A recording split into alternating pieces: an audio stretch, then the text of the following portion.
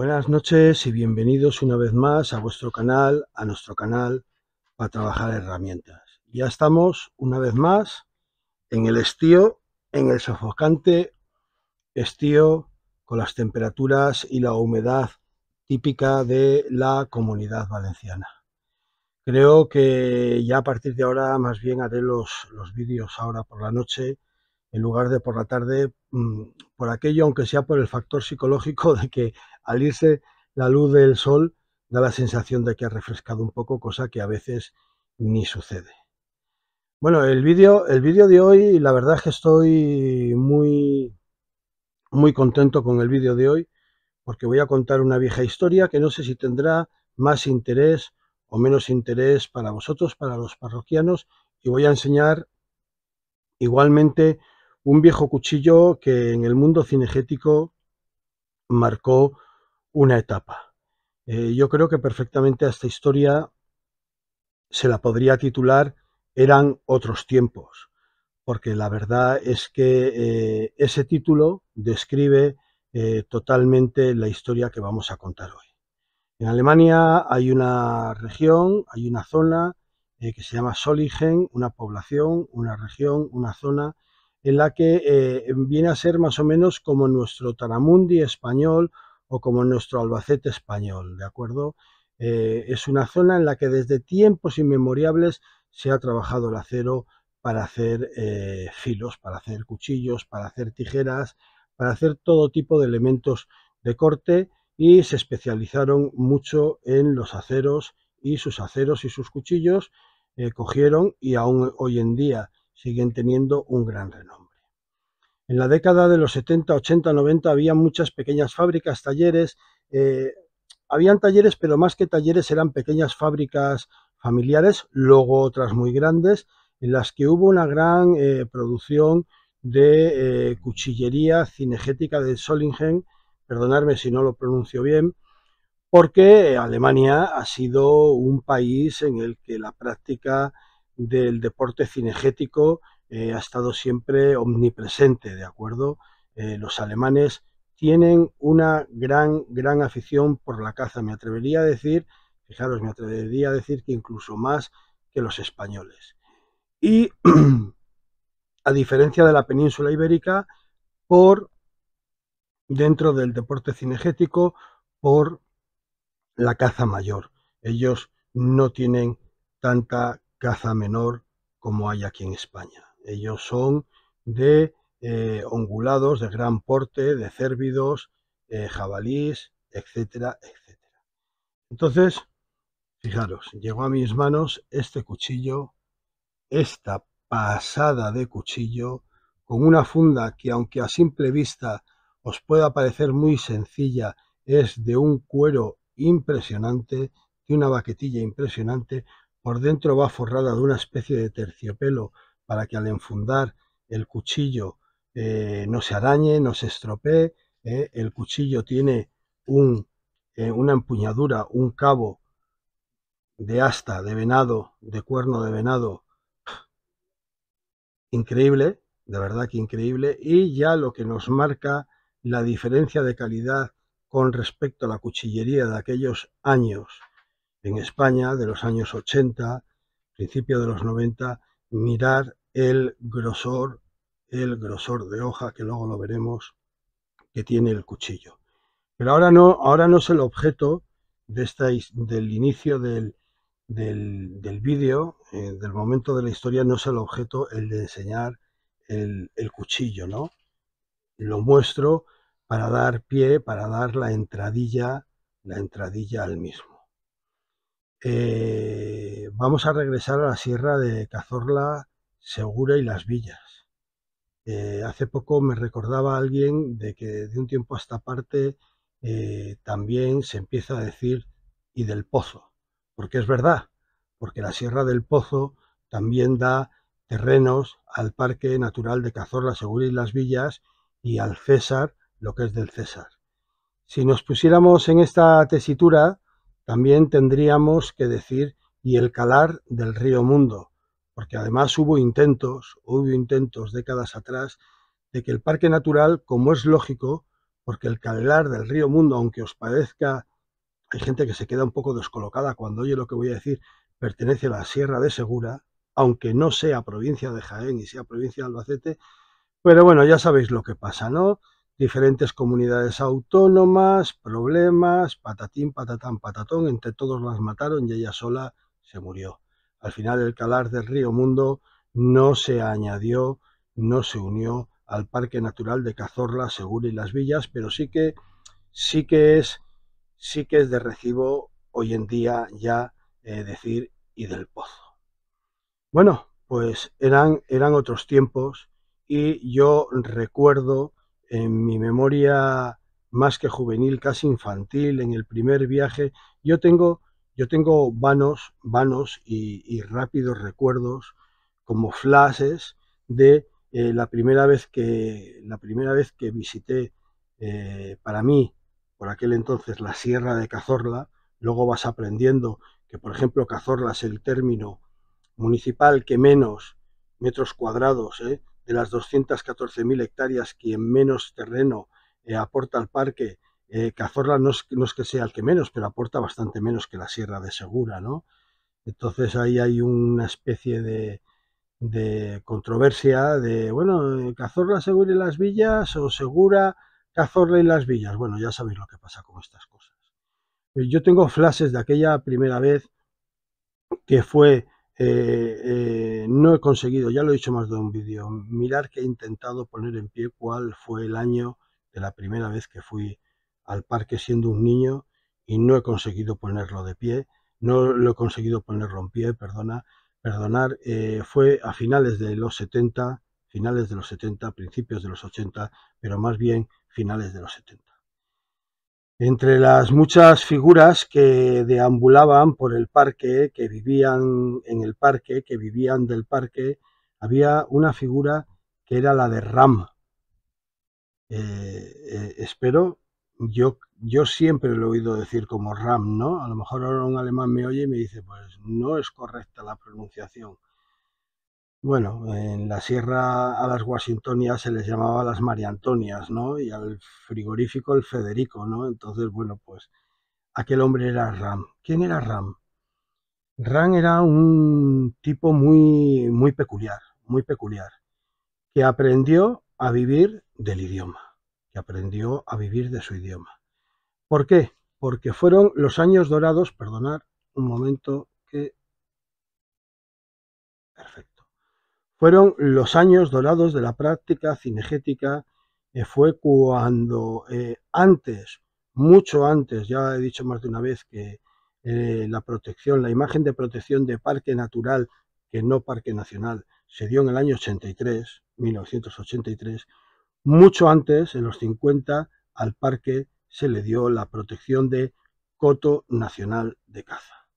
Y aunque mucha gente pueda pensar que coto nacional de caza, un sitio donde se caza es un sitio en el que puede haber poca ecología, ¿no? Puede haber poca biología, pues nada más lejos de la realidad. El Parque Natural de Cazorla, Segura y Las Villas pudo llegar a tal fin porque anteriormente, durante unas décadas, estuvo protegido, estuvo regulado, estuvo reglamentado, estuvo vigilado como coto nacional de caza. Se puede decir que al ser un coto nacional de caza dirigido en un principio por el Patrimonio Forestal del Estado y luego por el ICONA, que se pudieron cometer errores de facto, siempre se hace lo mismo, introdujeron el dama-dama, ¿vale? Y introdujeron, perdón, el gamo, dama-dama, el gamo, y introdujeron el corzo. Mirad, pues no es menos error que en su día se introdujera la Rui en la Sierra Espuña de Murcia porque no había nada, ¿no? Me refiero. Tanto el córcego tanto el muflón de Córcega, Cerdeña, Sicilia, en su día campó por toda Europa y tanto el gamo indoeuropeo en su día también campó por toda Europa. Que se introdujeron o se reintrodujeron hasta puede que siglos después como especies cinegéticas porque era lo que primaba la economía que se movía alrededor del coto nacional de caza, pues sí, pero si nos pusiéramos a mirar con lupa qué ha podido hacer más daño en el ecosistema, pues yo tengo la seguridad de deciros que fue el cangrejo rojo americano, que devastó nuestros ríos, o la famosa trucha arcoíris, ¿vale? O el arruy en Sierra Espuña, que es un gran carnero del Atlas marroquí, ¿vale? Y como en la Sierra Espuña, la Sierra de Murcia, estaba muy deforestada, muy seca, tenía una orografía y una vegetación muy concreta, pensaron que allí ese animal podía evolucionar, ¿de acuerdo? Y no solo evolucionó, sino que se ha extendido, es increíble, la ruina está, claro, todo un carnero del Atlas africano, de Marruecos, del Atlas, te lo traes aquí a la península ibérica, que siempre, por poco que hubiera en Sierra Espuña de alimentación, había más que en el Atlas marroquí, claro, el animal jauja, ¿de acuerdo? Se ha extendido por Alicante, bueno, terrible. Terrible, terrible porque desequilibra los ecosistemas, ¿de acuerdo? Pero bueno, son fallos que ya se cometieron en su día y ahora a qué santo venir llorando errores del pasado que se pueden intentar solucionar hoy en día haciendo censos de población y controlando las poblaciones, pero estarnos constantemente lamentando de lo que se hizo mal en el pasado, pues la verdad, en ecología y en medio ambiente no nos lleva a ningún lado. Mucha gente se queja de que el gamo, por ejemplo, en la Sierra de Segura y de Cazorla, el gamo ha ocupado, en la pirámide ecológica, ha ocupado el nicho, ha ocupado la franja del corzo y que no hay corzos en Cazorla y en Segura por culpa de que haya gamos. Mirad una cosa, mirad una cosa. Aquí las enciclopedias son los serranos viejos, que no es lo mismo que los viejos serranos, aunque pueda parecerlo, ¿vale? Los serranos viejos te cuentan que cuando se empieza a reintroducir o a introducir como especie alóctona el gamo en grandes cercones en el pantano del Tranco para luego darle suelta a la sierra para que se aclimataran y darle suelta, el corzo ya no estaba en la sierra. Los pocos ejemplares o la escueta cabaña de corzos que podía haber en la Sierra de Segura se agotó, se extinguió en los años posteriores a la Guerra Civil Española y se extinguió, no hay que darle muchas vueltas al tema, se extinguió porque había hambre, porque la gente lo pasaba mal, porque había que llevar sustento y alimento a la familia. Y el corzo, que se le conoce como el duende del monte, porque es un animal muy esquivo, muy rápido, muy difícil de ver, el corzo no solo era esa proteína, no solo era esa carne, no solo era esa alimentación, sino además que competía directamente con la economía de subsistencia del serrano. El serrano tenía sus pequeños huertos donde plantaba sus habichuelas, donde plantaba sus tomates, donde plantaba sus pimientos, también medio escondidos sus hojas de tabaco, y el corzo era ese competidor que por las noches, por muy bardado que estuviera el campo, el huerto, saltaba y le quitaba, le robaba el sustento al serrano. Entonces, bueno, pues cuando el serrano cazaba un corzo, con un concepto del furtivismo totalmente anacrónico de hoy en día, o sea, no se puede comparar bajo ningún concepto. Ya lo hemos dicho en todos los vídeos. Si vemos la hemeroteca, siempre que hemos hablado del tema cinegético, vuelve a salir este tema. No se puede comparar en absoluto lo de hoy en día, que es un delito y es una actividad totalmente execrable, que hay que eliminarla, a la situación que se produjo en una posguerra en este país, que el cabeza de familia lo único que quería era llevar proteínas, quería llevar carne a sus familias, a sus familiares, a sus hijos, y encima quitarse de en medio ese animal que le estaba noche tras noche reventando el huerto. ¿Que puede sonar poco ecológico? Bien, pero es tan real como yo lo estoy diciendo. Bueno, pues Ram, habíamos empezado a hablar de Ram. Ram es una persona que aprendió a vivir de su idioma. En la sierra, muy cerca de Cotorríos, muy cerca del pantano del Tranco, incluso antes de que se terminara de construir el poblado de nueva planta de Cotorríos, había una venta. Y esa venta era la venta de Hilario, ¿vale? Hoy en día el Hotel Mirasierra, pero en su día era la venta de Hilario. ¿Por qué era la venta de Hilario? Porque el dueño era Hilario, así de sencillo. Pues detrás de la venta de Hilario, Ram, un alemán, se hizo con unos terrenos donde tenía una pequeña, o una, bueno, ni pequeña ni grande, tenía una caravana, tenía arreglado ese pequeño huerto, ese pequeño pedazo de tierra que se compró. No hace falta recordar que estamos hablando muchos años antes del 83 y no había la protección de construcción, etcétera, etcétera, por aquel entonces que hay hoy en día, ¿no? Ahí Ram se compró un terreno, asentó su caravana, tenía sus cosas, vivía a su manera. ¿Y de qué vivía Ram? Ram vivía de traductor del patrimonio forestal del Estado y del Icona. Fueron los años dorados del macho montés, de la cabra montesa. Además, cundía mucho en la sierra. Yo no os lo voy a poder explicar exactamente como os lo explicaría un gran entendido de machos monteses, pero la guardería lo conocía de sobra. En la sierra no es que fuera una subespecie, sino que había una línea sanguínea de machos monteses que eran como morrudos, que tenían como el morro de una manera muy, y el hocico lo tenían de una manera muy especial, que hacía que el trofeo fuera muy bonito. La forma de las cuernas de los machos monteses de Cazorla y Segura también era bastante específica, bastante típica de estas sierras, y empezaron a venir gente de toda Europa y de toda América a cazar el macho montés. El macho montés también estaba bastante extinguido después de la Guerra Civil, pero bastante extinguido. Lo que pasa es que cuando ya hemos hablado en otros vídeos, podéis ir a la hemeroteca y verlos, cuando salgan otros cuchillos o cuando hemos hablado otras veces del tema cinegético, siempre os remito a lo mismo. En el libro La Sierra del Agua, de la editorial de la Universidad de Granada, dirigido por Antonio Castillo y por David Oya, en ese libro escribí yo cuatro capítulos, y uno de ellos hablo de aquella primera guardería de caza y pesca del patrimonio forestal del Estado, por el cual se agarró de una oreja a los antiguos furtivos que habían sido cocineros antes de fraile, y se les dio a elegir entre el uniforme de presidiario o el uniforme de guardas de caza.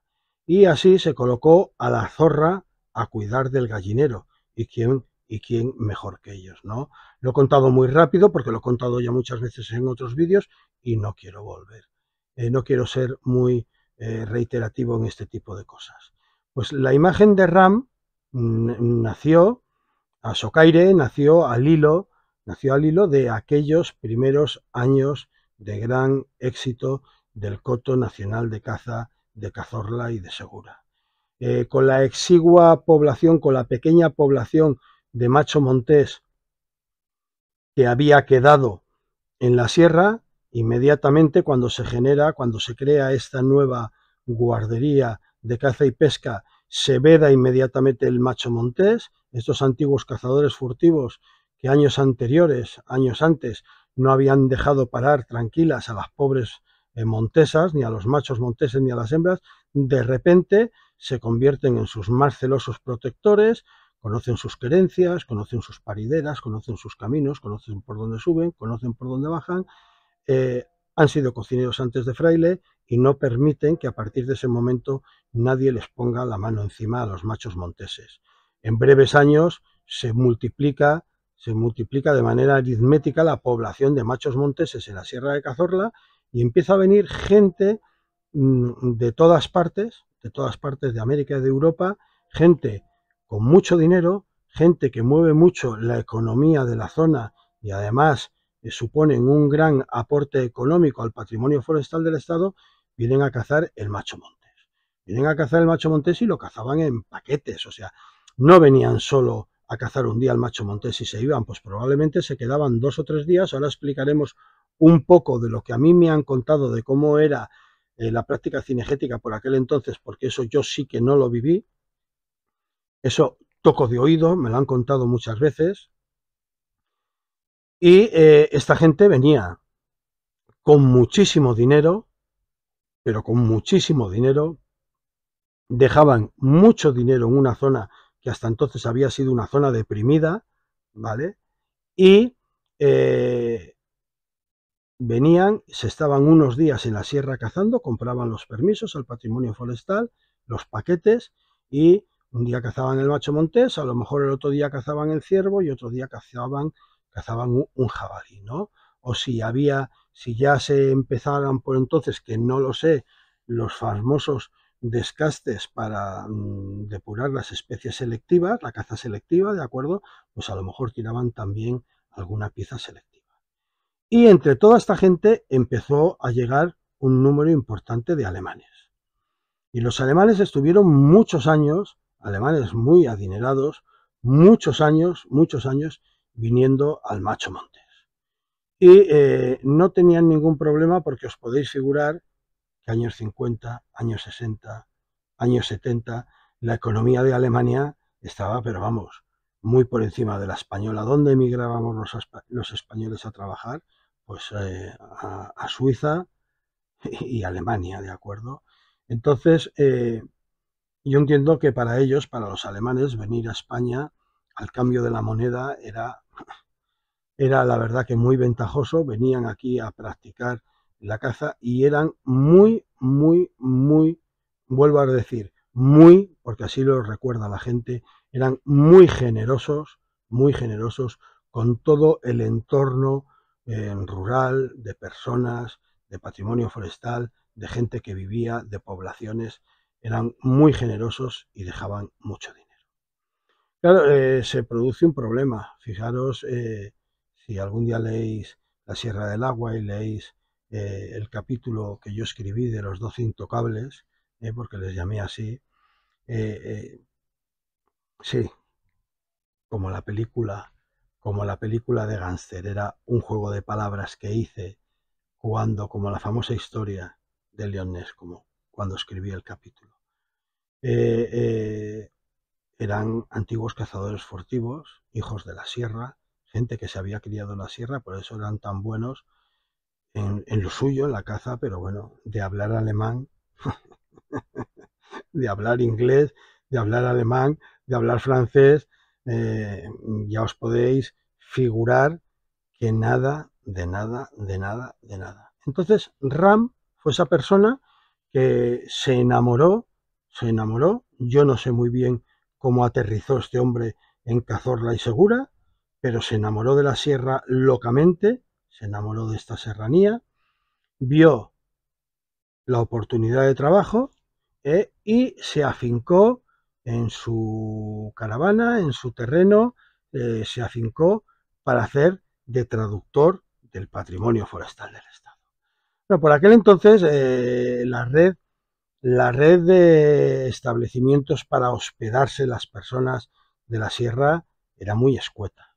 Estaba la venta de la golondrina, la mítica venta de la golondrina, estaba la venta del chato, estaba la venta de Hilario, eran pequeñas ventas, estaba la venta de las ericas, del bigote, del taxidermista, eran pequeñas ventas, pero no tenían la categoría de hospedaje para esta gente que venía. Pronto, igual que en otros sitios aparecieron los paradores nacionales al rebufo de los bikinis europeos, de las toallas y de la playa, aquí en la Sierra de Cazorla y Segura pronto aparecería su parador nacional, el parador nacional del adelantado, que su origen fue para efectivamente alojar a toda esta gente de alto standing, como odio esa palabra, a toda esta gente de alto nivel económico que venían a la sierra a practicar la caza y sobre todo que venían a la sierra a por el macho montés. Entonces era muy curioso porque volvemos a repetir que la economía de este país para nada estaba al nivel de la economía del resto de Europa o de Estados Unidos. Entonces, como todo era mucho más barato, los sueldos eran más baratos, todo era mucho más barato, era impresionante todo el despliegue que ponían al alcance de aquellos cazadores que venían. Claro, no me extraña que vinieran tantos y que vinieran con tanta pasión a España, hasta que en los años 80, al principio de los 80, entró la famosa epidemia de sarna que diezmó la cabaña de machos monteses y todo aquello se terminó, claro está. Pero hasta que esto sucedió, esas 3 primeras décadas, no me extraña que quisieran venir, porque la guardería forestal les iba a recoger al Parador Nacional, les trasladaban en todo terreno los famosos Land Rover Santana. Por eso luego hubo un modelo de Land Rover Santana que se llamó el Cazorla, muchos lo recordaréis, pues, no solo por la proximidad de Cazorla a la factoría de Santana, ¿no? No solo por eso, sino porque se llevaron muchos Land Rover Santana para el patrimonio forestal a la Sierra de Cazorla y Segura, ¿no? Entonces, los guardas se dividían por los números de cazadores que venían esos días a la sierra, en esa semana, los recogían en el Parador Nacional, les llevaban en los Land Rover hasta el punto de caza. Allí tenían preparados arrieros con caballerías, en los cuales, cuando ya el vehículo no podía continuar, en los cuales estos extranjeros que venían, o los españoles adinerados, por supuesto, pero hoy no es el tema del vídeo, es los extranjeros, los alemanes, se subían en aquellas caballerizas, en aquellas caballerías, se les acercaba más aún, se les adentraba más aún en lo más profundo del parque, en las zonas de caza. Cuando llegaba el momento que se tenían que apear, ya tenían también preparados arrieros con machos, con mulos, para luego sacar las piezas. Los avezados guardas, antiguos furtivos, acompañaban a estos cazadores a que hicieran sus lances cinegéticos. Una vez que se producía el lance cinegético, los guardas avisaban, llamaban a los arrieros, que cogían la pieza, la retiraban del monte, hacían que llegara al Parador Nacional, porque el Parador Nacional tenía una sala de cuelga de reses, ¿vale? Incluso tenía unos alojamientos para los guardas, para aquellos guardas que les llamaban ellos en plan coloquial la buitrera, que eran los alojamientos para los guardas, para que muchos de ellos en esta época de caza, pues si los días de caza eran muy seguidos, no se tuvieran que volver a sus casetas forestales, ¿no? Sino que se quedaran allí a hacer noche en el parador con los cazadores. Y fijaros toda la infraestructura de la que os estoy hablando. ¿Cuál era el problema? El problema era cómo el alemán de Baviera se ponía en contacto con el guarda de Jaén, de la Sierra de Jaén. Y ahí apareció la figura de Ram.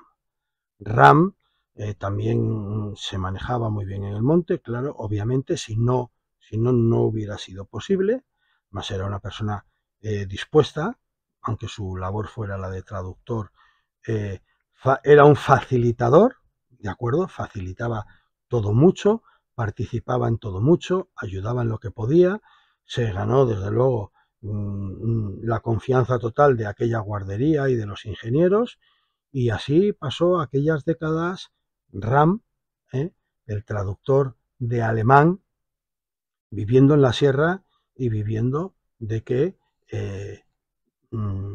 vinieran cazadores alemanes al Macho Montes. Los cazadores que venían en aquella época eran muy generosos y daban muy buenas propinas, y si se iban francamente contentos porque el ejemplar de Macho Montes que habían cazado era un buen ejemplar, se quedaban satisfechos con el ejemplar que habían abatido, encima el lance había sido bonito, había sido una zona bonita, se había producido de una manera que para el cazador había sido totalmente satisfactoria, no solo por el trofeo, sino por cómo se había producido, dónde le habían colocado, dónde le habían llevado, el paisaje, las vistas, los desfiladeros, cómo le habían entrado las reses.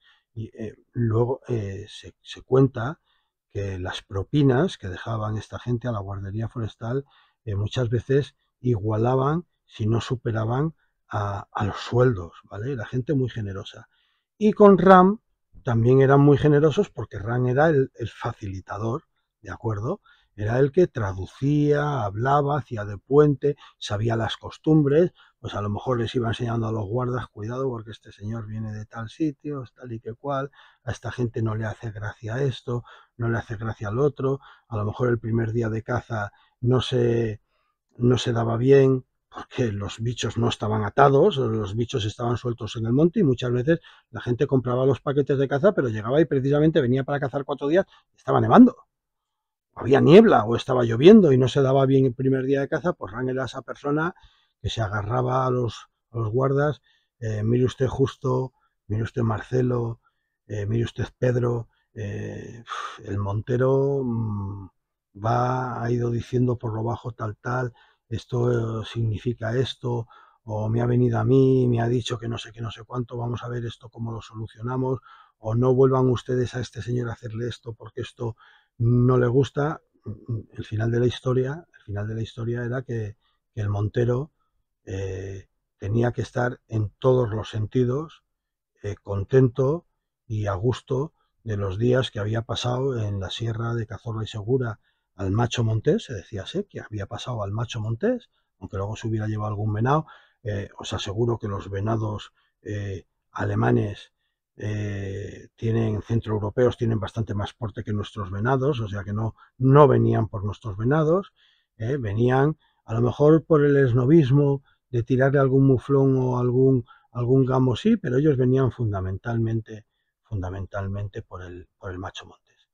Y si se iban contentos, pues a Prusia, a Alemania, a Baviera, a Berlín, cual fuera su sitio de partida, ellos, obviamente, a otros empresarios, a otras personas, les decían, oye, he estado allí, aquello es impresionante, es una maravilla, qué sierra más bonita. Además, siempre insisto que la sierra de Cazorla, Segura y las Villas, en otoño y en invierno, es preciosa, pero preciosa. Yo la llamo el dorado otoño de los monteros, porque se viste de dorado la sierra, empiezan a salir los madroños, el contraste de la humedad del suelo, de las lluvias, del monte dorado por la pérdida de las hojas, el rojo de las bolas de los madroños, y ya luego más avanzado el invierno, las nieves, las lluvias, las nieblas. Es una sierra preciosa que en el estío, bueno, se puede convertir en un paraje de veraneo, pero la sierra, a los que nos gusta la sierra de verdad, Cazorla y Segura es para ir en otoño, en invierno en los primeros días de primavera, ¿de acuerdo? Es una sierra preciosa, es una sierra bonita, rabiar, y por aquel entonces no había eclosionado el turismo, y allí quien iban eran los cazadores, entonces veían una sierra en un estado más salvaje, ¿no? Más primitivo, por decirlo de alguna manera. Y ellos cuando volvían a Alemania, decían al resto de la gente, pues, jo, he estado allí 4 días, 5 días, depende del paquete porque habían algunos que compraban 2 paquetes, entonces, si la caza era 3 días, pues se quedaban 6. Eh, Fijaros lo que ha batido, qué ejemplares tienen, nos podéis figurar el parador nacional, qué instalaciones tienen, oye, cómo tratan los paradores nacionales, qué trato más exquisito. Os vuelvo a decir que penséis en los sueldos de aquella época, en los sueldos de los españolitos, y con las divisas que venían los alemanes. Oye, cómo te tratan en el parador, oye, la guardería, vaya tíos, bragados, lo que saben tal. Y ahí hay un traductor, no os preocupéis por el idioma, ahí hay un señor al que se contrata, Ram, que me figuro que Ram hablaría con ellos y ya sabéis lo que pasa, compadre, habría compadreo, ¿no? Yo soy de tal zona de Alemania, yo tal, pues tal, pues cual. Ahí hay un traductor, si vais hay un traductor que se le contrata y va con vosotros a cazar, os hace de puente con los guardas, podéis decirles lo que queréis, lo que no queréis, hasta dónde queréis llegar. Y esa era la historia a rebufo de que creo que nunca mejor historia a rebufo de este cuchillo de Montero de Solingen que vamos a enseñar en el capítulo de hoy. No quiero, mucha gente se acuerda de un perro de grandes dimensiones que tenía Ram, Lo que no tengo claro es si aquel perro lo utilizaba también para el mundo cinegético, para cobrar las piezas una vez heridas o para pistearlas, o simplemente era un animal de compañía para él, pero todo el mundo te habla de menudo perrazo tenía Ram, ¿no? No lo llegué a ver, y la imagen, la figura de Ram la recuerdo muy vagamente de aquella primera estancia, de aquella primera vez, cuando los que íbamos de fuera de la sierra éramos gente rara, porque iban monteros y los raritos que aparecíamos allí para plantar una tienda, en mi caso por aquel entonces con unos adultos, no cabe la menor duda que yo no tenía la edad para ello. Pero bueno, la gente de la sierra nos miraba así un poco como a los raritos, ¿no? Todavía no había eclosionado el turismo. Los sapes nos llamaban, ¿eh? Sapes, porque ¿qué se le dice al gato para espantarlo? Sape. Pues por eso a la gente que llegábamos a la sierra de fuera nos llamaban en tono, como queréis decirlo, los sapes. Bueno, pues ocurrió que vino un montero alemán. El hombre decía que se sabía mover muy bien por el monte, que no había ningún problema. El guarda le insistió, no voy a dar el nombre del guarda, le insistió a Ram, le dijo: Ram, mire usted, pregúntele al montero si realmente se menea bien, si no tiene vértigo, si no tiene problemas con los pasos de montaña, porque si es así, vamos a subir hacia Navalasno, no importa decir el sitio, vamos a subir hacia Navalasno a ver si nos hacemos con un ejemplar bueno que he visto, pero ese ejemplar tiene su querencia a volcarse hacia el otro lado de Navalasno para bajar dirección, dirección los Torcales del Lobo o el Guadalentín, tiene esa querencia, entonces muy probablemente vamos a subir por Navanoguera a Navalasno, pero luego bajaremos por detrás. Y ya sabe usted cómo es el sendero Ram, que es un sendero muy estrecho, tiene pasos comprometidos, pasos complicados. Se ve que el montero aquel alemán, el cazador, hasta se ofendió. Hombre, por Dios, ¿cómo me preguntan a mí si que no hay ningún problema? Vamos donde haya que ir a por el macho montés es bueno. Y Ram le decía a fulanito, pregunta al montero si el macho montés merece la pena. Y claro, el, el guarda decía: el macho es bueno, el macho es muy bueno. Si nos hacemos con el macho, al macho yo lo tengo visto ya varias veces que me he cruzado con él, y el macho es bueno, es un ejemplar. Ram volvía al montero: sí, mire usted, el macho es un macho, parece ser que puede dar tantos puntos, que puede tener tanta envergadura, es moruno de estos, creo recordar que les llamaban morunos a estos del morro achatado con la nariz. Es un ejemplar, vamos a por el macho montés donde haga falta. Bueno, se tiraron sierra arriba, se produjo eh, el lance cinegético. El bicho se quedó allí marcado porque empezó a empeorar el tiempo considerablemente. Le dijeron al montero que no se preocupara, que el bicho quedaba allí, que ya subían los arrieros a encargarse del bicho y a bajarlo y a llevárselo al parador nacional. No es como ahora, que el propio cazador suele, salvo en monterías de muy alto standing, el propio cazador, sobre todo en las monterías de sociedades de caza deportivas, de poblaciones y tal, suele ser el propio cazador el que acarrea su pieza, ¿no? Os podéis figurar que por aquel entonces y en aquellas condiciones no era así. Le dijeron, el cazador estaba contentísimo con el ejemplar que efectivamente se había abatido, todo eran parabienes para el guarda y, y para el y para el traductor. Solían ir dos guardas, pero bueno, uno era el que dirigía el lance, ¿vale? El otro iba de apoyo, entonces el que dirigía el lance era el que tenía la voz cantante. Y muy contento, y llega la hora de decir: bueno, pues ya donde hemos, en estos rasos que hemos, en estas, no me va a salir el nombre, en estos canchales que hemos abatido el macho, ya no nos vamos a volver para atrás para Navanoguera, para atravesar toda Navanoguera. Como el hombre se maneja bien, vamos a bajar por aquí por estos cintos, hasta Navalasno, vamos a bajar por estos cintos hasta Navanoguera y nos evitamos volver a Navalasno. El tiempo empeoró drásticamente mientras que se retiraban y cuando llegaron los pasos comprometidos, aquel montero se empollató. No sé si conocéis la expresión empollatarse.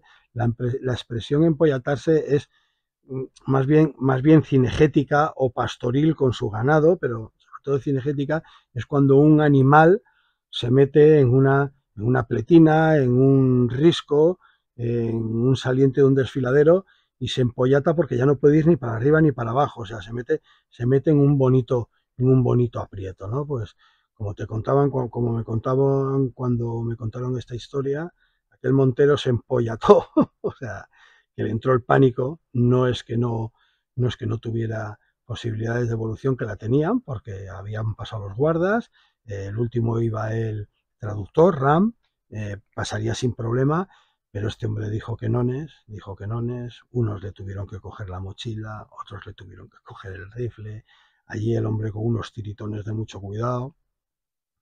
No había manera. Mire, por favor, que se nos echa el día encima, ya sabéis cuáles son las fechas, los días se han acortado mucho, mire por favor que se nos echa el día encima, mire usted que está empeorando mucho el tiempo, los guardas le echaban la bronca a Ram, al pobre traductor, pero tú, Ram, le has dicho a este hombre que sí, que yo le he dicho, pero me ha dicho que sí, y yo qué sé, yo he dado por bueno, me ha dicho que sí, yo he dado por bueno, pero fijaros ahora la que estamos, bueno. Menos mal que entre los tres, y prácticamente en volandas, según cuentan, entre los tres, los dos guardas y el traductor Ram, y prácticamente en volandas, los 2 o 3 pasos complicados que hubieron, consiguieron pasar al hombre al otro lado. Ya el hombre se desmoronó, ya, aunque le dijeron que ya habían pasado los pasos malos, que ya era un sendero hasta abajo, hasta el vehículo, el hombre ya se desmoronó, se agotó entre los nervios, el estrés, se agotó, ya tuvieron que ayudarle a llegar hasta abajo, hasta el vehículo, lo subieron en el vehículo inmediatamente al parador nacional. Dicen que le dijeron, bueno, le esperamos a usted para cenar. El hombre se subió a la habitación, no bajó a cenar del mal trago que habían pasado y claro, ya estaban en la duda de si a la mañana siguiente el hombre iba a cazar el resto del permiso que les quedaba. Y Ram te ha dicho, pues no me ha dicho nada, pero es que el hombre no estaba para hablar. Total, que el hombre se subió a la habitación y estos se quedaron con la incertidumbre de si al día siguiente salían a cazar o no salían a cazar. Bueno, os decía que se quedaron con la incertidumbre de si al día siguiente se salía a cazar o no. Entonces el guarda que llevaba la voz cantante, el guarda que dirigía esos días de caza, dijo, vamos a hacer una cosa, nosotros nos presentamos, Ram, preséntese usted mañana aquí en el desayuno, nosotros nos presentamos en el desayuno, que el hombre baja, pues nos vamos a cazar, que el hombre no baja, no vamos a cazar. Tenían además mucho la costumbre los guardas de cuando llegaban cazadores, en vísperas del primer día de caza, como sabían que estaban hospedados en el parador nacional, se acercaban, conocían al guarda, mire, nosotros al cazador, nosotros somos los guardas que le vamos a acompañar en estos días de caza, ya sabemos que ha llegado usted esta tarde o que ha llegado esta mañana, descanse, cene, mañana la zona que vamos a ir a cazar es esta, hay estas posibilidades, la otra, duerma usted tranquilo, por la mañana, primera hora, estamos aquí, le recogemos, lo tenían muy bien organizado, ¿vale? Entonces, pues a la mañana siguiente se presentaron allí al desayuno y el cazador ya bajó, el cazador ya se había repuesto, ya estaba mejor, ya estaba una pieza, se disculpó un poco torpemente, les estuvo traduciendo Ram, que no sabe lo que le ha pasado, que esto no le había pasado nunca, tal. Bueno, hay gente que cree que puede pasar lo digo porque me ha pasado, me ha pasado yendo con gente, por eso cada vez soy más reacio a sacar a gente al monte o a determinadas zonas del monte, porque sí, yo me manejo muy bien, se creen que pasan todos los pasos y cuando les pones en un paso un poco comprometido, la gente se queda tan blanca como la pared de caliza que tienen detrás. Entonces es lo que le pasó a este hombre. Terminó los días de caza y se fue. Cuentan que el hombre se fue muy agradecido porque el hombre fue consciente de que entre los dos guardas y Ram le habían ayudado y mucho aquel día y encima pues había cazado un bicho espectacular, muy, muy bonito.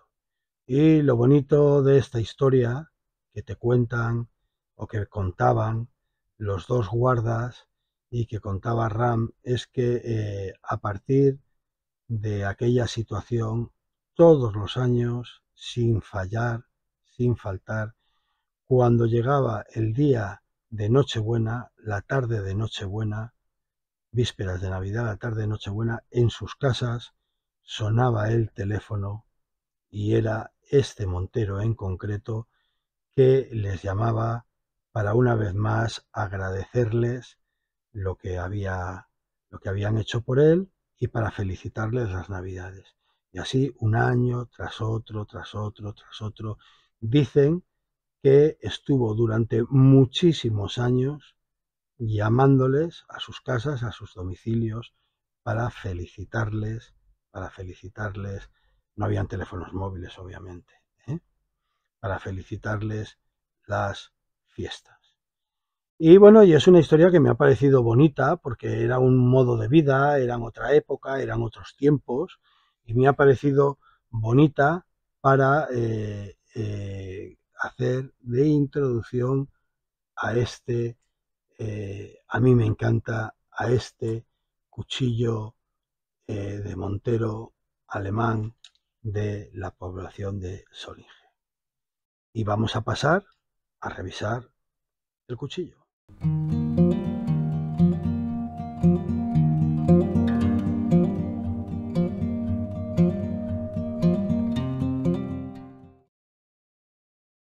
Empezaría esta parte del vídeo quizás diciendo, pero poco duraron las alegrías. Pero hubiera sido totalmente injusto echarle la culpa a nadie de lo que sucedieron años después de lo que acabo de contar. Se declara Parque Natural de Cazorla-Segura-Las Villas en 1983 y sigue creciendo de manera rápida y aritmética la población de Macho Montes. Aquí averiguar quién tuvo la culpa de esta situación. Primero, no sería fácil porque la administración de todo tipo, las administraciones de todo tipo siempre tienden a ser muy corporativistas. Y sabéis a lo que me refiero, ¿verdad? Entonces, pues al final cunde el antiguo refrán castellano de entre todos la mataron y ella sola se murió. Y nunca mejor dicho, porque entre todos mataron a la cabra montesa, entre todos mataron al macho montés y él solo se murió.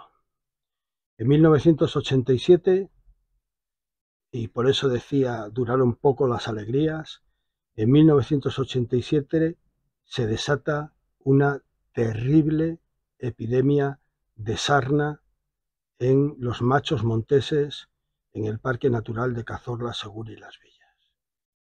Digo terrible, terrible, y hago hincapié en ella porque hasta biólogos, naturistas, ingenieros, capataces con los que yo pude hablar a pie de monte, me dijeron, off the record, por eso nunca se me ocurriría mencionar ningún nombre, que jamás en la vida se habían enfrentado, habían visto una epidemia tan rápida, tan fuerte y tan salvaje, por decirlo de alguna manera. Los primeros momentos intentaron echarle la culpa a los pastores y a los ganados de cabra común, que ellos con algunos individuos habían introducido la sarna en la sierra y se la había pasado al macho montés. Qué bien que siempre haya niños pequeños para echarles la culpa. Conocéis la expresión, ¿verdad? Yo sinceramente creo que los pastores, que los rebaños de cabra común no tuvieron la culpa. ¿Algunas cabras comunes pudieron tener sarna? Por supuesto que sí. Pero sería de una gran simpleza, de un gran simplismo, decir, no, los pastores y sus cabras, no. Esto no fue así. Durante los años de coto nacional de caza, que hoy en día sigue existiendo, hay que dejar claro que sigue existiendo la figura coto nacional de caza que convive con la de parque natural, fueron muchos los éxitos de los machos monteses, como hemos estado hablando en la parte anterior de la historia. Fueron muchos los éxitos de los machos monteses y sí,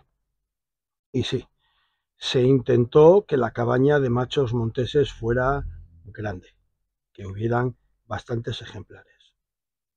Pero a la par, la caza se realizaba también de una manera generosa. ¿Cómo se cazaba? Pues se cazaba selectivamente, que si seguís mis vídeos ya lo he explicado más de una vez.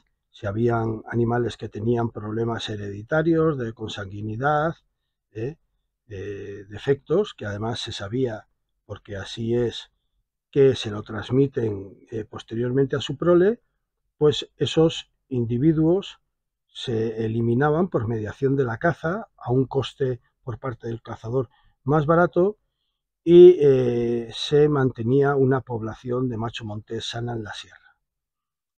Ni que decir tiene que eso es más o menos lo que hace también en el mundo salvaje, en el mundo natural, el lobo. Yo creo que todos lo sabéis, las manadas de lobos se tumban, dejan pasar los rebaños de los animales que sean y en cuanto detectan a ese animal enfermo, a ese animal cojo, a ese animal con problemas, ese animal que tiene menos defensas, que tiene menos cuernas, menos manera de defenderse, es a por el que va el lobo. Pues de esta manera la caza selectiva era bastante eficiente y habían cazadores pues de menos poder económico, que tenían menos pecunio y era al tipo de caza que ellos accedían, ¿no?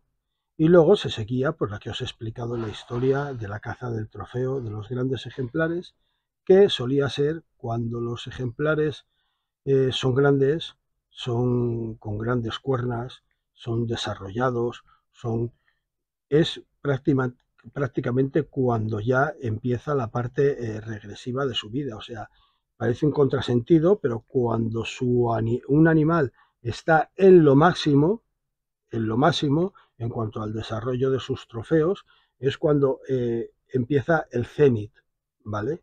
Empiezan a decaer. Y entonces, bueno, pues con la caza del trofeo también lo que se hacía era año tras año sacar de la sierra grandes ejemplares que dejaban paso a los jóvenes que venían pujando por ocupar los sitios de los grandes machos, ¿no? Pero la cabaña de macho montés era francamente grande. Llega la declaración de parque natural y toma más peso, que no sé si es lógico o no es lógico, no me voy a meter en camisas de 11 varas, pero toma más peso la figura protectora de la sierra, la figura legal, la figura de parque natural. Y la figura de coto nacional de caza sigue conviviendo con la de parque natural, pero queda, por decirlo de alguna manera, un poco más restringida. El caso es que era una maravilla. Tú paseabas por las pistas forestales de la Sierra de Cazorla y era una maravilla en el sentido de que tú veías machos monteses por todas partes. Veías rebaños grandísimos, enteros, de machos monteses con unas cuernas impresionantes. Pero llegó el general Sequía.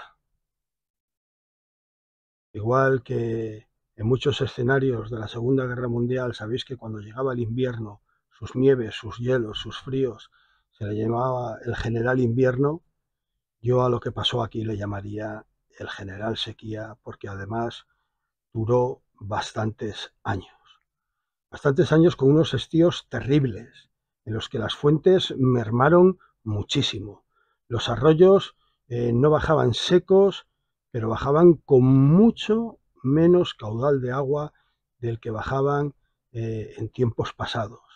El pantano del Tranco bajó sus niveles a cuotas históricas y no crecían los pastos. Porque lo que está claro es que si no llueven, no crecen los pastos. Esto también unido francamente a que en la sierra se había repoblado mucho. Todo era repoblar, todos los antiguos... al producirse las expropiaciones y al derribar las aldeas y derribar los cortijos y expropiar a la gente para hacer un gran coto nacional de caza que se convirtiera en parque natural, ¿vale? Todo era los antiguos campos de cultivos, plantar pinos y plantar pinos y plantar acacias y plantar otra serie de especies, ¿no? Lo cual dejaba muy poco lugar a los pastos. Donde antiguamente hubiera pastos, se estaba todo sembrando de pinos. Y sabéis que la sombrilla que genera la masa arbórea no deja de alguna manera penetrar la luz y abajo no crecen pastos, crecen arbustos, crece matorral, crecen otras especies arbustivas, pero no pastos. Los pastos necesitan estar soleados, ¿de acuerdo? Durante el invierno. Necesitan lluvia, necesitan estar soleados. Pues por eso digo que entre todos la mataron y ella sola se murió. Era como escribió García Márquez, ¿no? Crónica de una muerte anunciada. Cada vez menos pastos, unas terribles sequías, el número de animales que seguía creciendo aritméticamente y al final llegó una terrible epidemia de sarna. ¿Por dónde entró la epidemia de sarna? ¿Qué más da? ¿Qué más da? Es que, mirad, el monte, sin el factor humano es un error, porque también ha habido épocas en esta sierra, en este parque natural, que todo era prohibir, no se puede coger piñas, no se puede coger leñas, no se puede mover tierra, no se puede. El factor humano, y con su actividad regulada debidamente, también limpia el monte, también saca del monte materia muerta que de quedarse en el monte se convierte totalmente en masa combustible. Pero se produjo esa situación de, yo no creo que con mala intención, con ese afán extremo de protección, bueno, ya habían conseguido sacar al mayor porcentaje de la población de la sierra, con la mentalidad, pero no solo una administración, administración tras administración tras administración, da igual del gobierno que fueran, ¿vale? El hombre, parecía que la política era que el hombre en el medio era malo, el hombre era dañino y al hombre había que sacarle de aquel gran parque natural. Esto no me lo invento yo, esto es histórico. Aldeas enteras fueron dinamitadas y fueron al suelo con las expropiaciones, cortijadas enteras fueron expropiadas, fueron al suelo con las expropiaciones, la gente tuvo que emigrar a Barcelona, a Madrid, a Valencia, y algunos se quedaron allí, como por ejemplo los pobladores de Cotorríos, para trabajar para la administración. Entonces es lo que os vengo intentando decir desde el principio de esta parte del vídeo, es la ecuación perfecta. Pocos pastos, muy poca lluvia, demasiados individuos, entra la epidemia de sarna como entrar a la sierra, que a fin de cuentas, ¿qué más da? Porque el hombre ha estado en la sierra de toda la vida con sus rebaños y ya solo faltaba que a los rebaños de ovejas y de cabras de la zona alta, de la parte alta del parque, de la zona de Segura, de la zona de Santiago Pontones, de Nacimiento Segura, de La Matea, del Cerezo, ya solo faltaba del Artuñido, ya solo faltaba que a toda esta gente se les prohibiera seguir trabajando en el pastoreo, ¿no? Entonces, bueno, pues yo no sé exactamente cómo entró la epidemia de sarna en la sierra, pero la epidemia corrió como la pólvora. Y corrió como la pólvora, vais a ver al final. Voy a poner unos vídeos que son de una conocida plataforma, son fragmentos unidos de una conocida plataforma asiática de las redes sociales, que entiendo que si sus propietarios los tienen en abierto y con la posibilidad de descarga, no habrá ningún problema en el que os los muestre, ¿no? Pero de entrada os digo que no son vídeos míos, ¿no? Pero ¿por qué he seleccionado esos pequeños fragmentos de vídeo? Un poco para que veáis la morfología del macho montés, los que no la conozcáis, y otro poco para que os deis cuenta de que son animales muy gregarios, son animales que se juntan en grandes manadas. La sarna se transmite por el contacto. Una madre con sarna, obviamente, se la transmite a sus chivos cuando maman. Un macho con sarna, obviamente, se la transmite a las hembras, se la transmiten a otros machos cuando pelean, o sea, simplemente por el roce. Y la enfermedad, como aunque creo que es una especie, no soy entendido, perdonadme, pero creo que es una especie de virus en la sangre. Sabéis todos que la sarna sale a la piel, lleva grandes llagas en la piel, se empieza a despeluchar todo el animal, empieza a perder el animal todo el pelo y se le ven los grandes ronchones como a carne abierta, ¿no? Como grandes llagas en las que han perdido el pelo, y eso es la sarna. Tengo entendido que eso es la expresión exterior, cómo exterioriza la enfermedad, pero que dentro la sangre en sí está como envenenada por este virus, ¿no? Bueno, pues empiezan a morir los ejemplares de macho montés. La gente preguntábamos, ¿se va a hacer algo? Y la verdad es que la administración, yo creo que se vio muy incapaz. Hicieron lo que pudieron, ¿eh? Vamos a ver, el que yo diga que la administración, y es una opinión personal mía, se vio muy incapaz, no quiere decir que no lo intentaran y que no hicieran, ¿eh? Claro que lo intentaron y que hicieron todo lo posible, pero es que fue una epidemia terrible. Donde leáis y donde acudáis, lo vais a ver. Fue una epidemia terrible que hasta hoy en día se estudia en las facultades de biología y en las escuelas de capataces, ¿eh? Se estudia por el ejemplo de Cazorla, se estudia.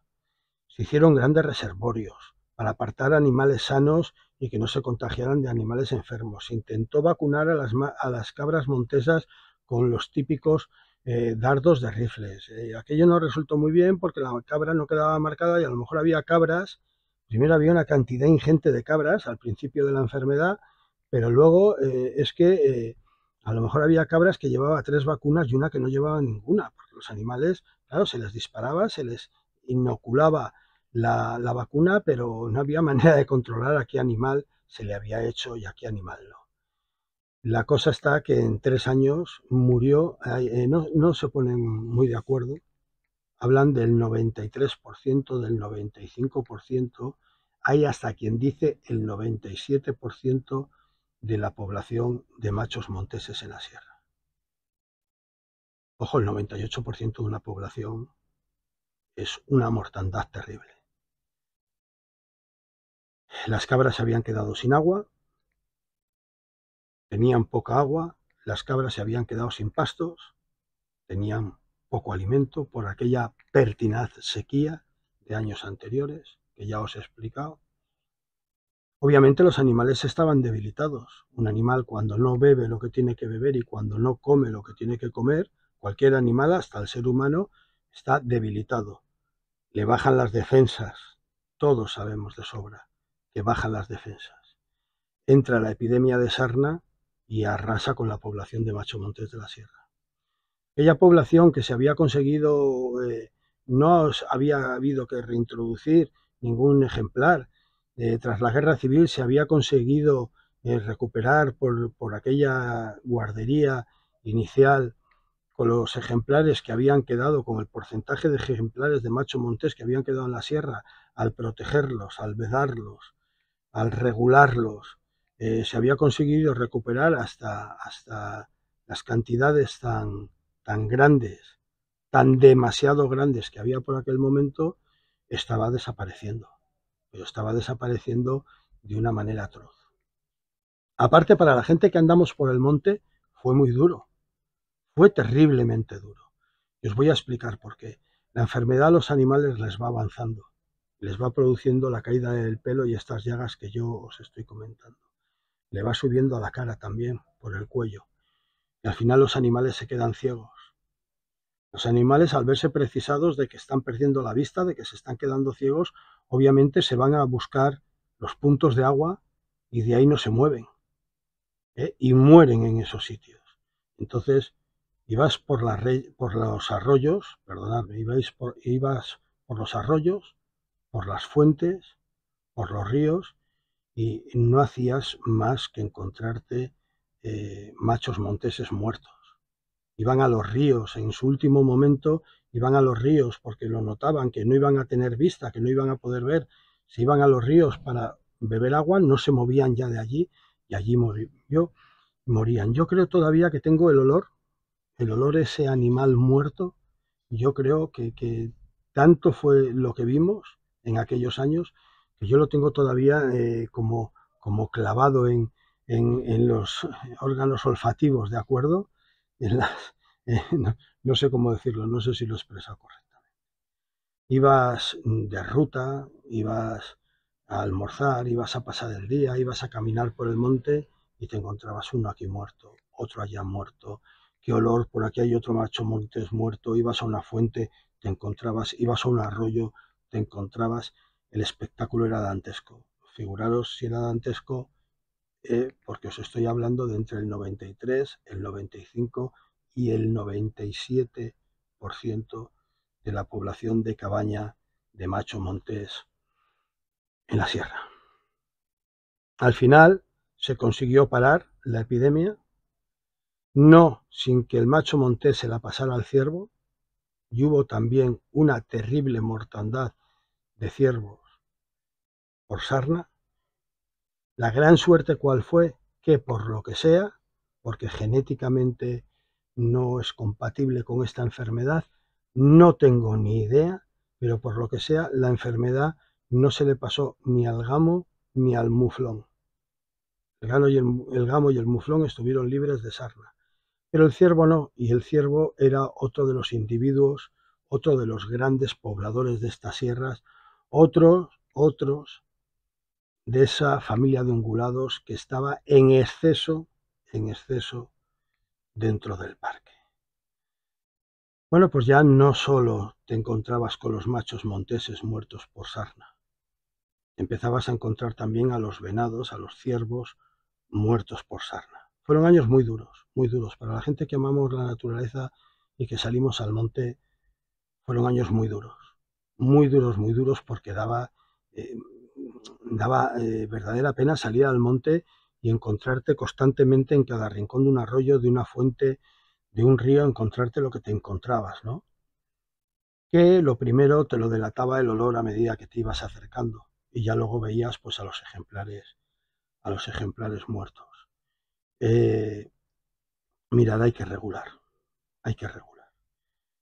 Una sierra como es la Sierra de Cazorla, Segura y Las Villas, que es una sierra muy estacional y que los estíos son muy fuertes, y las fuentes, los arroyos, las barrancadas, los ríos, en verano decrecen de una manera muy fuerte porque no deja de ser Jaén.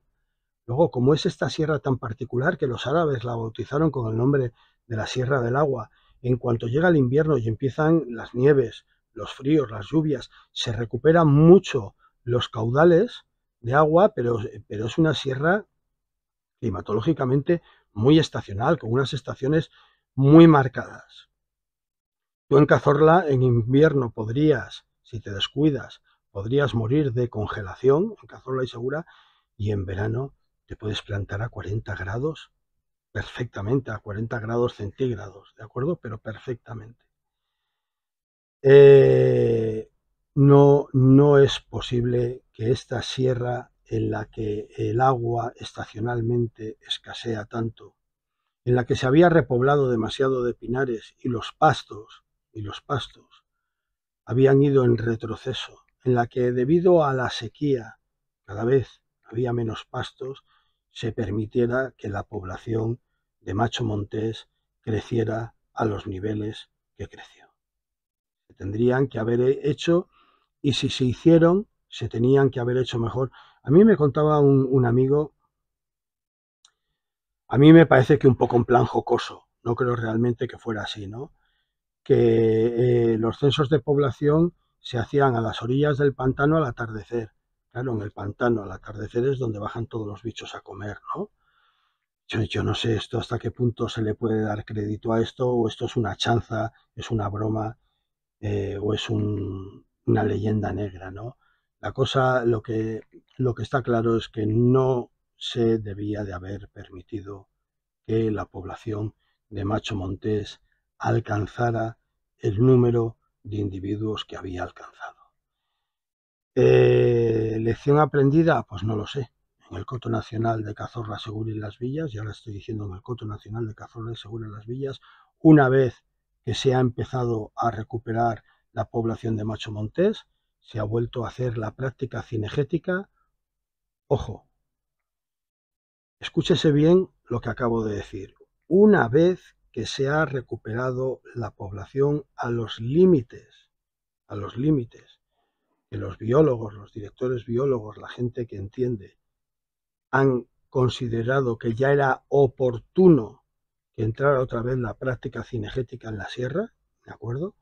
Porque antes, después de la epidemia de sarna, por supuesto, aparte de que había quedado un 3% o un 4% de la población, se cortó la caza de macho montés en la sierra, ¿vale? Se dejó de practicar, y ya cuando doctores tiene la Iglesia, cuando los entendidos lo creyeron oportuno, creo recordar que unos primeros años se pidió que se practicara la caza, pero para localizar a individuos que todavía estuvieran enfermos de sarna, para abatir individuos que todavía estuvieran enfermos de sarna, y ya luego poco a poco, paulatinamente, fueron concediendo permisos. Permisos que se conceden año tras año después de los estudios de población de la cabaña que hay en el parque. Se conceden el número de abatimientos que estiman oportunos las personas que entienden de ello. Entiendo que son los biólogos, los directores biólogos, los ingenieros, y se está manteniendo la población de macho montés en Cazorla, Segura y Las Villas. Entiendo, y creo que entiendo, que lección aprendida, y que ya no permitirán que, pese a que 214.000 hectáreas que tiene el Parque Natural son muchas hectáreas, dan para mucho animal. Hablamos de la pirámide ecológica en la alimentación. Está claro que no se debía de haber permitido nunca que se desmadraran, diciéndolo en el argot popular, se desmadrara tanto como se desmadró la población de macho montés y de venado y de ciervo. Bueno, gracias a Dios ya se vuelven a ver otra vez machos monteses, cabras montesas en la sierra. Es un espectáculo verlas correr por esas paredes prácticamente planas que dices, Dios mío, pero ¿cómo pueden estar? Fíjate por dónde están pasando. Claro, vas haciendo rutas, vas haciendo montaña, vas haciendo senderismo, de repente las asustas, salen corriendo y ellas salen huyendo por donde saben que tienen que salir huyendo, ¿no? Y las ves por esos canchales, por esas paredes casi imposibles, que a ti a la vista se te antojan que son totalmente rectas. Las ves salir corriendo como el talgo, y la verdad es que son unos animales muy bonitos, muy bonitos.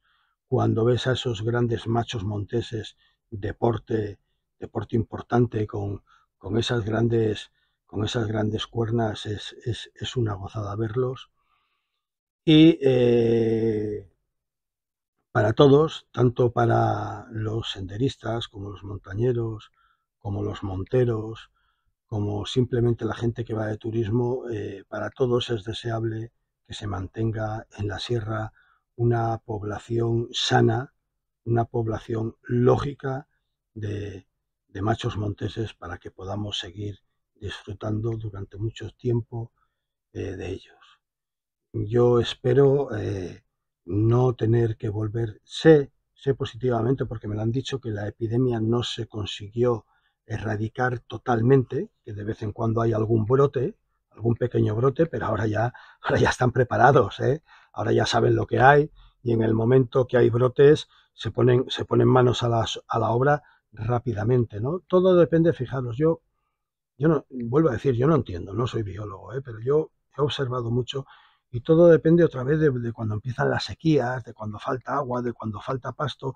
Yo intuyo un poco que es cuando los animales están un poco débiles.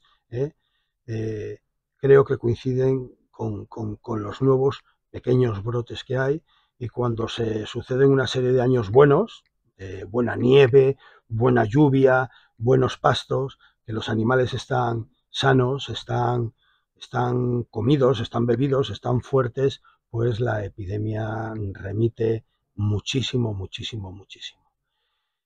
Esperemos que yo por lo menos no me gustaría volver a vivir aquello que tuve que vivir en los años 87, 88, 89, 90, 91, 92. No me gustaría tener que volver a vivir aquello porque francamente fue terrible. Y que los que mandan, pues al margen de modas y de ideologías y de pensamientos y de... No quiero concretar más, pero yo creo que todos me estáis entendiendo. Al margen de todo esto, a ellos les prime el bienestar de las especies y se siga regulando la población del parque y ¿por qué no? ¿Y por qué no? Si sigue siendo coto nacional como sigue siendo, que esa regulación revierta económicamente sobre la administración y sobre toda la población y negocios que viven en la sierra.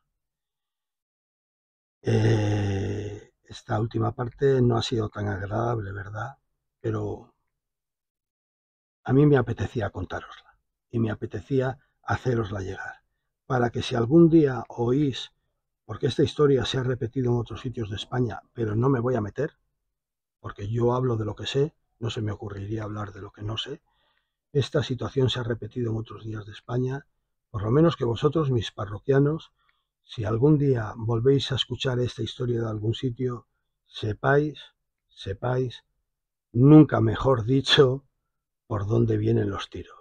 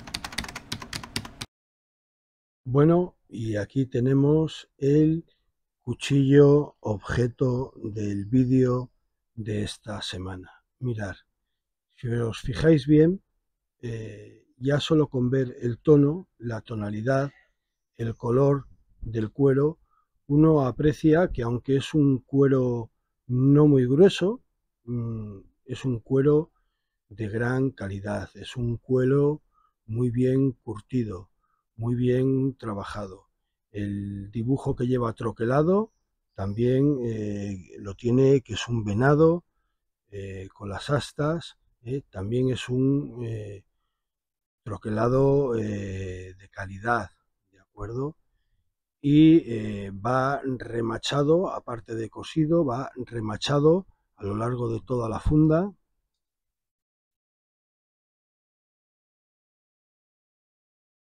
Y se ve que es una funda pues muy típica de los años 80, las fundas que siempre llevaban los cuchillos en los años 80, pero una funda de calidad.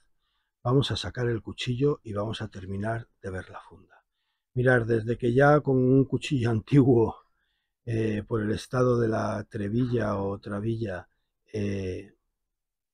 la rompí, ya cuando tengo cuchillos, cuando me hago con cuchillos antiguos, dejo de utilizarla pues, para conservarla lo mejor posible, porque son cuchillos que tienen sus años, ¿de acuerdo? Los corchetes, fijaros, iba incluso en su día pintado el corchete de la trebilla o trabilla, iba pintado, pero con el tiempo ha perdido el color y no es como otros cueros que con el paso de los años se ponen rígidos. Este pues mantiene bastante elasticidad, cosa, cosa que denota pues eso, la calidad del cuero.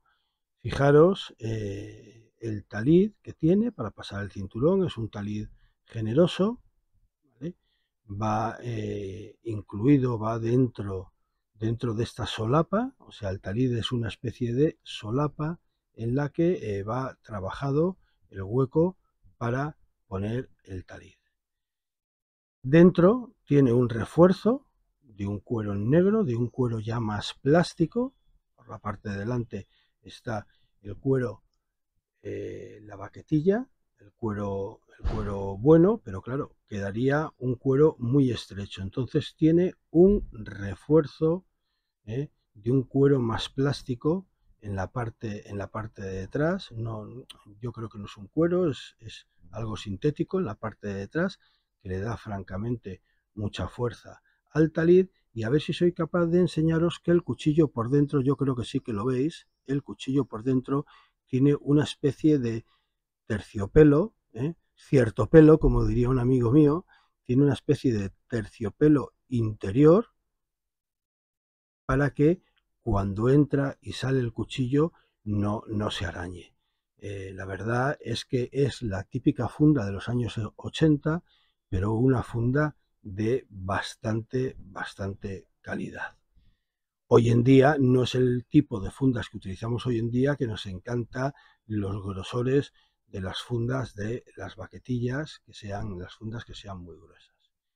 Y aquí tenemos el cuchillo. ¿Qué es lo primero que me llamó poderosamente la atención del cuchillo? Mirad, ahora lo veremos en las especificaciones, ¿eh? Pero para ser un cuchillo de los años 80 tiene finales de los 80, finales de los 80, puede que principios de los 90, tiene un grosor de hoja que contrasta mucho con los grosores de hoja que solían tener los cuchillos de aquella época. Tiene una guarda con un único gavilán en la parte inferior, una guarda de acero. Tiene toda, por supuesto, no es un cuchillo enterizo, ¿vale? Tiene todo el cabo del cuchillo en una pieza única de cuerna de venado, de asta de venado, de desmogue de venado, que ha sido perforado, ¿vale? Para pasarle el nervio, vamos a decirlo así, el nervio de la hoja del cuchillo hasta el pomo. ¿Por qué os digo el nervio? Porque este, reitero, no es un cuchillo enterizo. Al no ser un cuchillo enterizo, lo que tiene de la hoja hasta el pomo es una espiga. Desconozco el grosor exacto de la espiga, porque aunque le he metido el imán, es tal el grosor de la cuerna, del desmogue de venado, de la empuñadura, que hace difícil, por lo menos el imán que yo tengo, hace difícil el marcar hasta dónde llega el grosor de la espiga, ¿de acuerdo? Pero va el filo, la hoja del cuchillo, perdón, la hoja del cuchillo va con una espiga. En esa espiga está introducida la guarda con un gavilán inferior, está introducido todo de una pieza que lo han agujereado, la cuerna de venado. Aquí tiene como unas especies de separadores o de asentadores para que la cuerna adapte perfectamente con la guarda y con la hoja del cuchillo. Y vamos a ver el trabajo que tiene, que la verdad es que para la época yo creo que es de una gran calidad, porque ya cuando uno coge el pomo se da cuenta de que el pomo es de acero, no es un pomo de aluminio, ni es... Este pomo pesa muchísimo, pero muchísimo, tanto como que yo creo que está un poco hecho, voy a retirar la funda, no vaya a ser que me la cargue, yo creo que está hecho un poco incluso para utilizarse a modo de percutor o de martillo, ¿no? Porque si cogéis, si veis cómo empuña el cuchillo, mirad qué barbaridad, el grosor del cuchillo, ¿eh? Si veis el grosor del asta, del cabo, del mango del cuchillo, si veis cuando se empuña el cuchillo, si veis, queda totalmente como si todo el pomo del cuchillo fuera un gran rompecocos o un gran martillo. Aquí en la parte de atrás tiene otra vez unos asentadores, unas arandelas, unas argollas, y como veis, lo que es la espiga del cuchillo está trabajada, tiene un nombre, está mecanizada para sacarle una rosca y que atornille por mediación de este, no sé si se le puede llamar, rosca, que atornille y fije la espiga del cuchillo presionando el pomo y sujetando el conjunto de la empuñadura. La verdad es que se ve, esto no es del cuchillo, lo que pasa es que yo lo voy a respetar, no lo voy a quitar. Esto se ve que en su día el cazador grabó sus iniciales, que no sé muy bien si es una AC, si es una NC o es una M barroca, no sé muy bien, lo que es, pero se la ve claramente que está pintada, está dibujada, que no es parte del cuchillo. Ha aprovechado uno de los sitios donde está pulida la cuerna, donde está pulido, de acuerdo, para poner sus iniciales. El trabajo del cuchillo, para ser un cuchillo de esos años, es un trabajo, la verdad, impresionante, pero impresionante. ¿Qué pone el cuchillo? La única marca que lleva el cuchillo es la de Rostrade. No sé si lo pronuncio bien. ¿Qué quiere decir? Acero inoxidable. Ni más ni menos. El cuchillo tiene, no es cóncavo, tiene un vaciado plano con un microfilo, con un microbisel, un vaciado plano, hasta que llega a una potente mesa. La transición desde el vaciado plano hasta la mesa está muy trabajada, o sea, no es angulosa, es efectivamente, como estoy diciendo, una transición, ¿vale? Pero no es acero, no es, o sea, no es, perdón, no es toda la hoja del cuchillo un vaciado acero, un vaciado plano. No, tiene un primer vaciado, que efectivamente es un vaciado plano, hasta que llega a la mesa del cuchillo. Sangradera por los dos lados, muy típico de la época. El cuchillo tiene unas partes del filo que están manchadas. Yo le he dado un poquito y he visto que salen, que es más bien roña, pero bueno, ya os he explicado en más de un vídeo que yo soy de la opinión de muchos anticuarios, cuando se refiere a temas de coleccionismo, que la pátina antigua que lleva el cuchillo, este es un cuchillo que no lo voy a utilizar bajo ningún concepto, ¿vale? Entonces, la pátina antigua que tiene el cuchillo, a veces es interesante conservarla y no darle con ningún producto, ni darle con nada para a lo mejor pulirlo, sacarle. Las tendencias de muchos coleccionistas, de muchos restauradores, es de anticuarios, almodenistas, que se conserve la pátina que tiene el objeto, que es relativamente antiguo. Podría parecer un drop point, pero no, es muy leve, pero tiene la hoja la tiene en clip point, tiene un falso contrafilo, pero además muy leve, más que un contrafilo, parece una decoración, ¿de acuerdo? Perdón, que lo estoy sacando de plano, parece una decoración más que un falso contrafilo, y mirar que mantiene todo el grosor del cuchillo hasta este punto donde empieza el falso contrafilo. De aquí a la punta es cuando va disminuyendo el grosor de la hoja del cuchillo, y al final acaba en una punta francamente estrecha, pero muy puntiaguda, que delata totalmente que es un cuchillo cinegético y que tiene que poder hacer funciones de desolle y de remate, así como de puntilla. Este cuchillo ha sido utilizado porque su anterior propietario lo afilaba.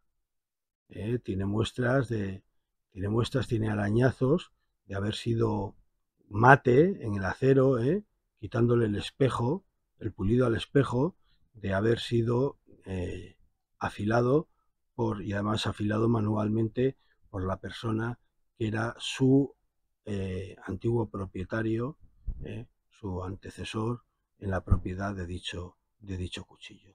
En sí, el cuchillo la verdad es que es una pasada de cuchillo. La ergonomía del cabo, la geometría, la ergonomía del cabo, la marca el grosor. Si os dais cuenta, no tiene más historia. La marca el grosor de la cuerna del venado, de la parte en la que ha sido pues cortada y vaciada por su parte central para pasar la espiga del cuchillo, para pasar la espiga de la hoja. Y como ya he dicho en algún otro vídeo, los venados centroeuropeos no tienen nada que ver con los venados ibéricos españoles. Son unos venados con un porte de cuerna bastante, o astas de cuerno bastante más grandes y de más grosor que los ibéricos.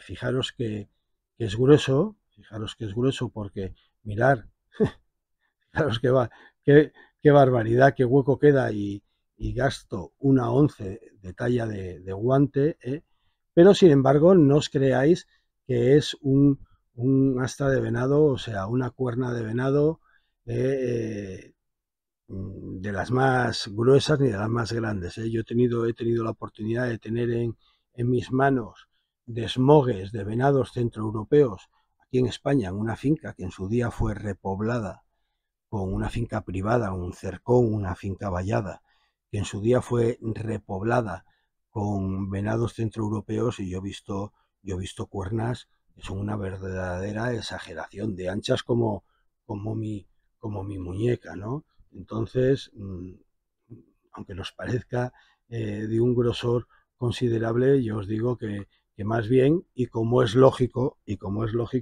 son de las cuernas de los desmogues más normalitos, los que se destinaban para este tipo de trabajos, este tipo de manufacturas, para hacer los cabos, los mangos, los puños de los cuchillos. Reitero que el peso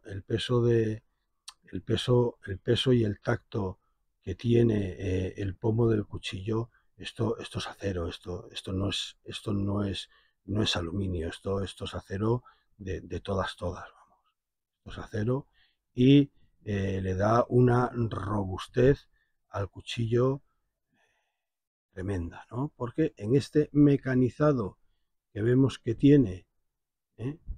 Para que el tornillo, la arandela, cierre, enrosque y apriete todo el conjunto, del cabo del cuchillo, del mango del cuchillo, del puño del cuchillo, le da una robustez y le da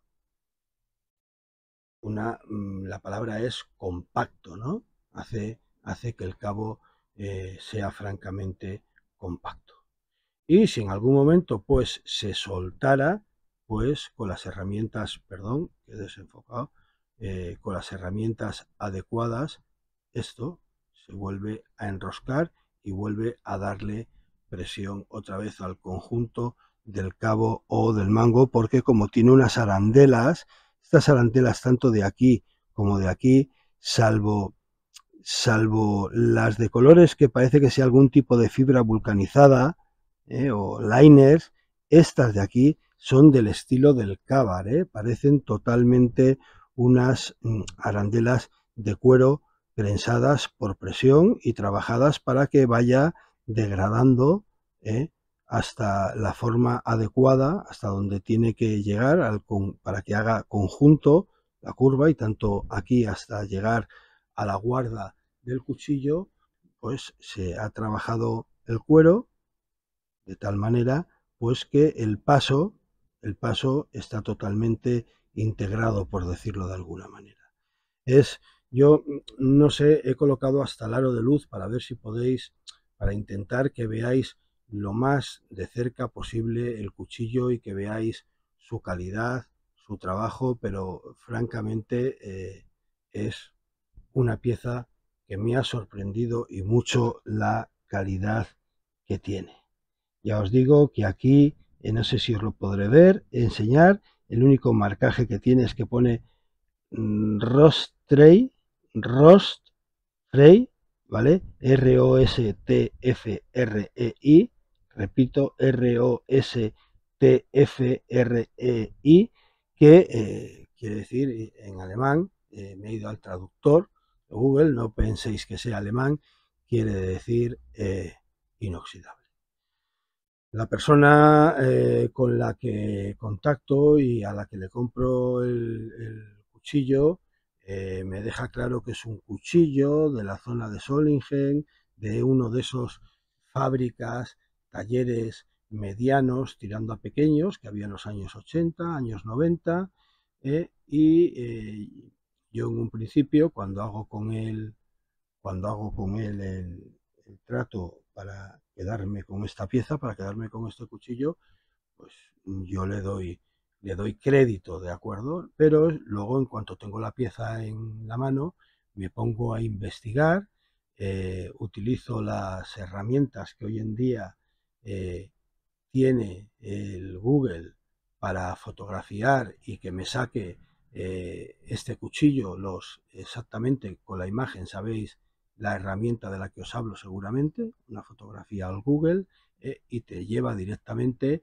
a otras piezas del cuchillo y tal, y efectivamente es un cuchillo alemán que procede de la zona de Solingen.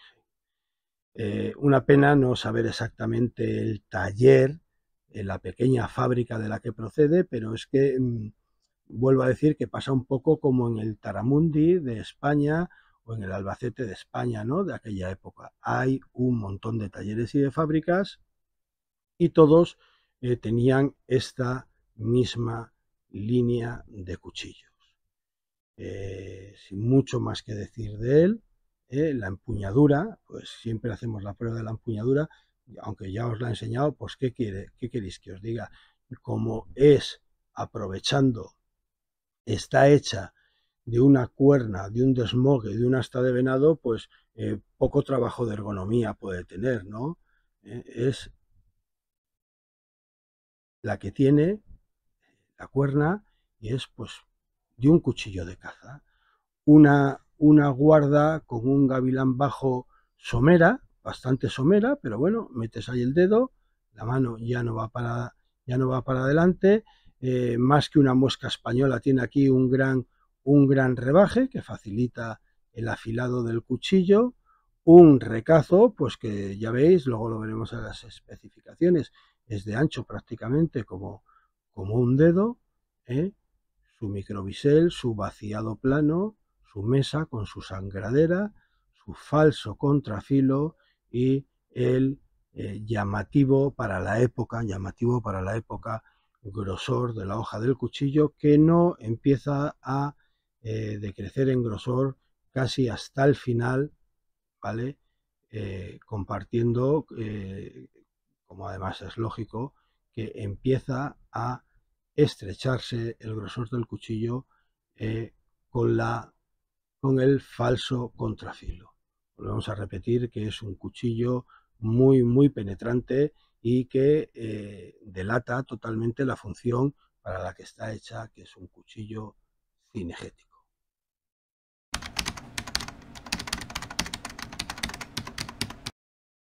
Bueno, y vamos a ver cuánto pesa el cuchillo sin la funda, que por el grosor de la hoja ya nos podemos figurar que va a ser un cuchillo, a ver cómo lo puedo colocar, pesado. Pues efectivamente el cuchillo sin la funda pesa 425 gramos.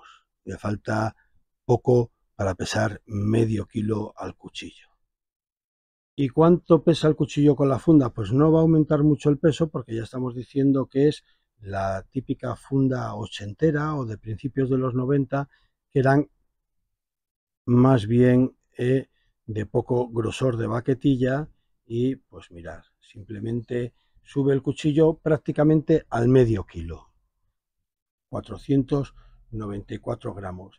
Siempre teniendo en cuenta, como digo, que mi báscula es una báscula Chinorris, ¿de acuerdo? Bueno, y con el Super Metro Bushcraft vamos a ver las dimensiones, a ver que hoy lo he cogido mal y me está haciendo la puñeta.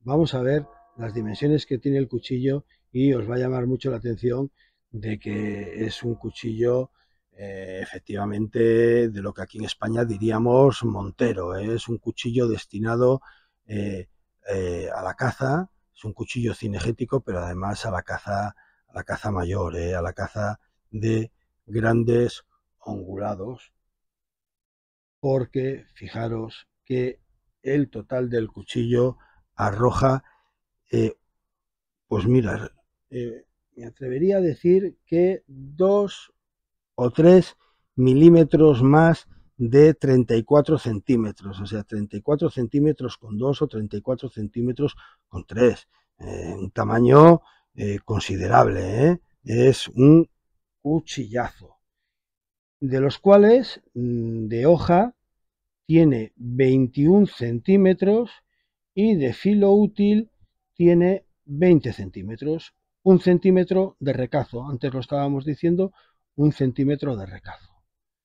Yo creo, vamos, como anécdota, vamos a decir lo que mide la sangradera está en 11, a ver, 11 centímetros, bueno, no llega a 11 centímetros de sangradera, y el falso contrafilo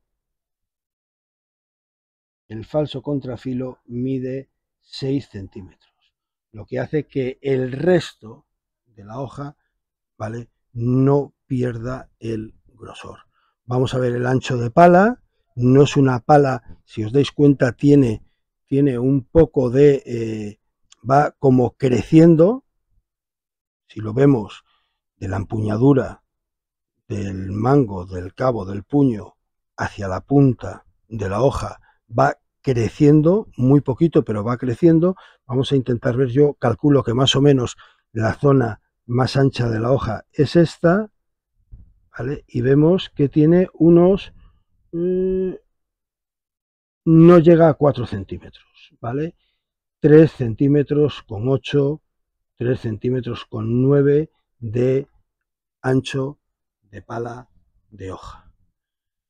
Y como ya llevamos haciendo desde hace un tiempo, porque nos lo solicitó un parroquiano, ahora es cuando vamos a ver realmente la dimensión que tiene aquí el amigo, y es 13, fijaros qué barbaridad, 13, a ver que lo quiero hacer bien, disculparme, lo quiero hacer bien, 12 centímetros de radio de circunferencia de ancho del mango, ¿no? De circunferencia de radio del mango del cabo del cuchillo. La verdad es que es un mango, es un cabo, es un puño bastante considerable. Bueno, y llega uno de esos momentos de que vamos a hacer las mediciones de algo que he hecho mucho hincapié. Vamos a ver cuánto mide de grosor, qué grosor tiene, señores, 6 milímetros. O sea, yo aún pensaba que iba a ser 5, pero no sé si lo estáis viendo, si lo podéis apreciar bien. 6 milímetros de ancho de hoja. O sea, todo un titán, ¿eh? Todo un titán de cuchillo. Me vais a disculpar, con el calibre estaba diciendo de ancho de hoja y he cometido un error. Por supuesto, me estaba refiriendo al grosor de la hoja del cuchillo. Como decíamos de pequeños en el colegio, el que tiene boca se equivoca.